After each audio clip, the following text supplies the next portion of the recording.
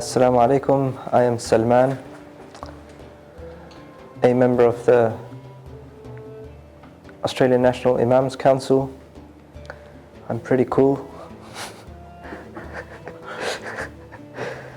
And yeah, I'm just about ready for this roller coaster of a ride, inshallah.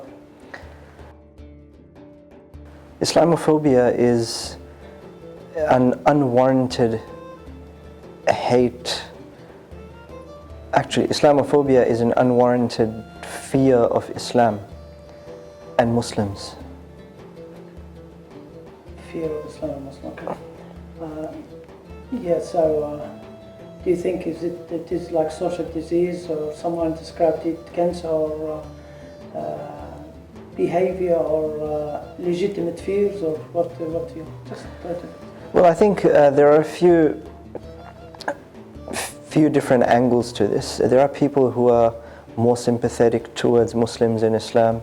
There are people who have a certain level of curiosity. They genuinely have no idea what Islam is and what Muslim culture is all about. And then there are people who know quite a bit about Islam and Muslims, and yet they choose to perpetrate a narrative of hate, a narrative of bigotry. And I think within that segment of our community, there are people at high levels of influence. There are elements of mainstream media who play a huge part in conveying this narrative, and there are small pockets, I would say even conglomerates within the political community who play a huge part in conveying this narrative as well. Okay. So you know that Islamophobia become basically unbearable problem for Muslim community around the world after 9/11. Yes.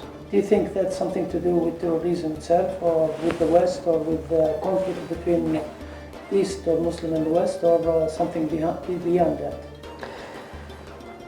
I think that one of the reasons why a lot of people have hate towards Muslims is because there is an increasingly radical milieu which is leaning more towards violent outcomes and aggressive outcomes towards Muslims. And the reason why they hate Muslims is because they see Muslims as inherently incompatible with Western liberal norms. Also, I think that they see Muslims, and violence, and they associate that with Muslims. And at the same time, I think when they see violence and criminal activity which is done in the community, they see that as a proof that Muslims and Islam is an inherently violent ideology. They also see Muslims as people who like to play the victim card in order to protect themselves from being criticized. This is how they see Muslims, and with this understanding of what Muslims are, I think the level of hate just increases and increases. And I think it's a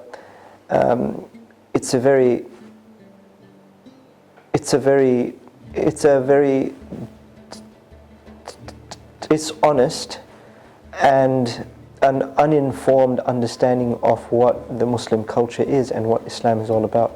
So do you think then to some extent, is it legitimate fears for the Westerners? Look, I think for some Westerners, I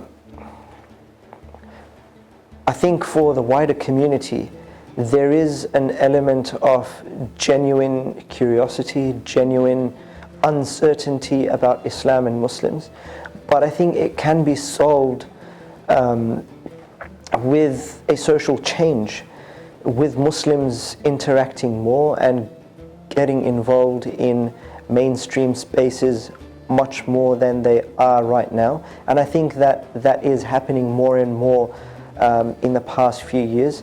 And at the same time, I think there is a responsibility on the wider community as well to see who Muslims are and to give them a chance, and to not, have this kind of apathy towards learning about new cultures and learning about, communities within their communities. So back to the Islamophobia in the West or non-Muslims again. So do you think is it shared responsibility from within Muslim and without Muslim or not?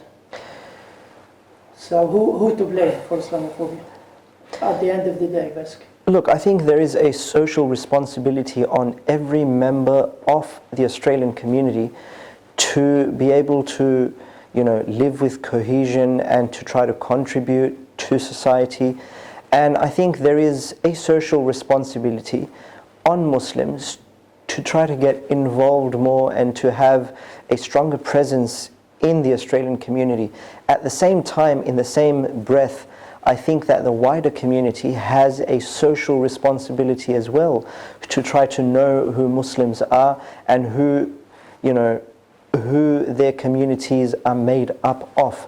But I think that, playing the blame game is not what is involved in this conversation.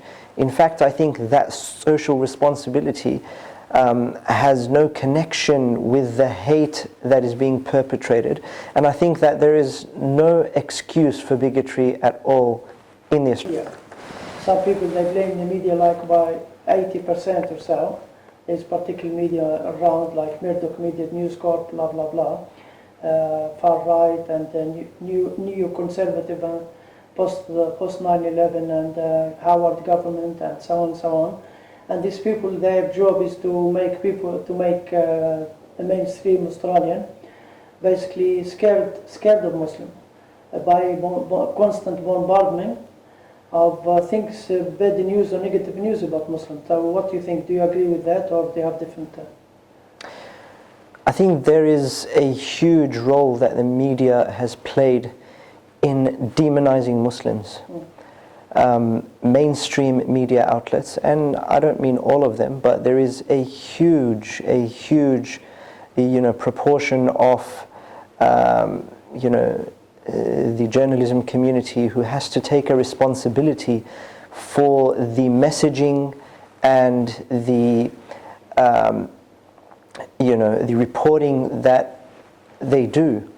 And in saying this, there are counter narratives as well, which perhaps are not that strong, but there is a responsibility that comes with the influence of media as well. Okay, and back to the Muslim community. So you do see some negative things and make the Islamophobia getting worse by the deeds of Muslims themselves. Can you explain more about that?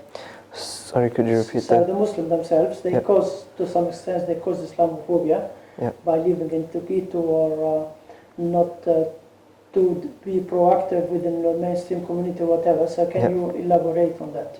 I think my message to the Muslim community would be to increase their presence in mainstream spaces, in the media, and to get involved in politics and to speak to people and to get involved, in various kinds of industries and to, find education and to train themselves and to get involved in various different outlets. And having given out this message to the Muslim community, I also think that hate plays no part, the involvement of the Muslim community in the wider community has very little effect on the hate that is, maybe directed towards them. Okay, so back again to the non-Muslim, then that small portion of non-Muslim, the small portion of Islamophobe. Do you think that's something to do with centuries of history of tension between Christianity or Judeo-Christianity and Islam, Crusades wars and that narrative and that popular culture, or just something happened after 9/11? Something. So, what do you reckon? What do you think? I think there are a number of factors which has caused this distinction between the Muslim community and the wider community. And yes, history plays a part. Yes, the media has played a part as well. And yes, you know, the little involvement of the Muslim community in the wider community has also played a little part. At the same time, I think that the hate and the bigotry and the violence at times that we see in our communities towards Muslims as well is due to the withdrawal of those same people from those communities. So people who would hate Muslims would normally be people who don't understand that community and who have not lived with them and who don't have the opportunity to humanize them and to see them as equals in humanity. Yeah, so lack of showing up from Muslims in the mainstream society. Yep. And we agreed, you mentioned that these people, Islamophobia, they are a small segment. Yep. Some people estimate them about 10% maybe. They're basically the same people who voted in early 70 or late 70 for Aborigines not to be part of Australian. Yep. So what's the roadmap to try to bridge the gap between Muslims and that segment of the community who hate Muslim because of ignorance or whatever? Do you have any roadmap apart from people go and show up? Do you think can we do more than that? Well, I think we're trying the best we can. Yeah. A lot of organizations, a lot of efforts have been made to try to reach out to the wider community, to get involved in mainstream spaces. Recently, the Australian National Imams Council has been doing a lot in media, in politics as well, to try to voice and express their concerns and to try to contribute as well to the Australian fabric. And a lot of work is being done, but I think the onus is on those people who have a very restricted mentality in what they see as Australia and what they see as the vision for Australia. I think it is a responsibility upon these people to try to see what their restricted vision is for Australia, and maybe try to rethink through some of the dreams that they have for Australia to the exclusion of communities within Australia. Yeah. Okay.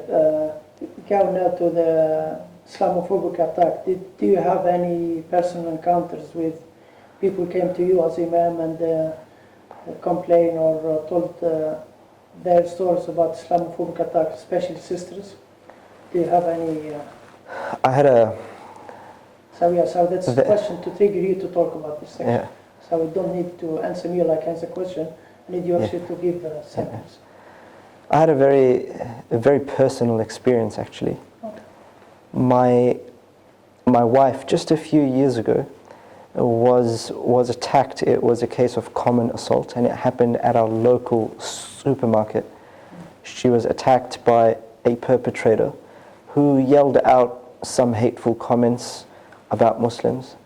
And as she was attacked, she was with my 9-year-old daughter at the time. She was really shocked. She was, in that moment when she was hit on the head, actually, she just, she almost just froze for a few seconds. And when she heard those words, she didn't know what to do, she didn't know what to say, and she just felt, the life that was going on every day as routine, as normal, going for grocery shopping, carrying on with everyday life, that had somewhat put, a temporary, if you like, a stop, a barrier to doing that. And it took a few weeks for her to get over that fear and to try to go out and to feel that sense of safety once again. And in those kinds of situations, I mean, one of the things that was really helpful for us and really helpful for my wife as well is the support, the outpouring of support that we received from the Muslim community, but also WA police. They went out of their way to make sure that all the details were taken, that we filed a report and so on. And within months, the perpetrator was caught. So yes, it was a very difficult experience, but at the same time, I do feel that there are elements within the Australian community who are genuinely there to support you in these times of difficulty.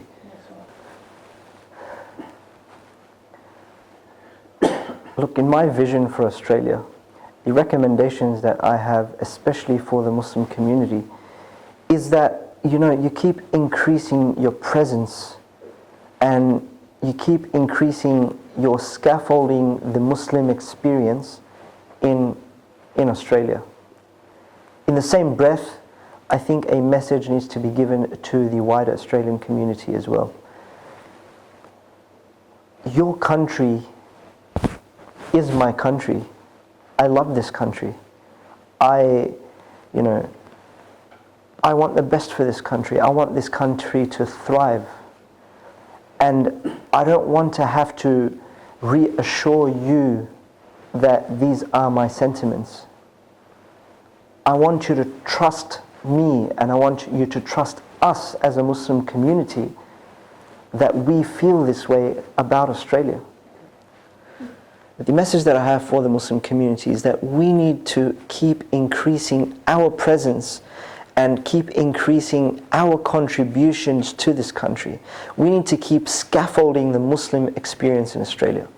In the same breath, my message to the wider community in Australia is that your country is my country, is our country. And we love this country. We want to see this country thrive. We want to contribute. And we don't want to have to tell you to trust us that we feel this way. We want you to trust that we have these sentiments for Australia, just as you would trust anybody else. And this is the vision that I see for Australia. Okay, and what do you expect to happen in the future? Near future and long term? I expect the members of the Australian community to take social responsibility and have a social conscience in how they deal with others. Just as, we would get to know someone if we have fears about them, we'd like you to do the same with all communities, not just Muslims, all communities. And only through this cultural awareness where on a personal level we try to get to know a Muslim, we try to get to know a Sikh, we try to get to know a Jew, we try to get to know a Christian, we try to get to know people of different faiths with different ideas and different convictions, and we try to get to know people also with no faith. And that's where